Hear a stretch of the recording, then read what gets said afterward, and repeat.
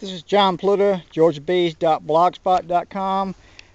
This is the second hive next to the one we just did with the snake, and I should have let the video kept going because we have another one, a different kind in this hive.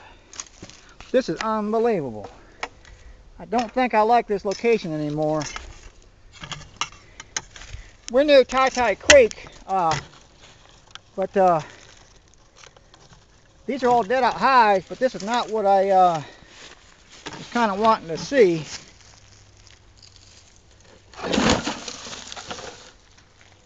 Not sure where he went to, but here he is. This one looks, it's smaller, but it's another one with stripes and stuff. I don't know what it is. Whoa.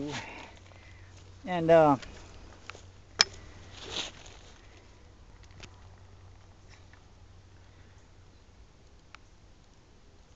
getting a little nervous around here now.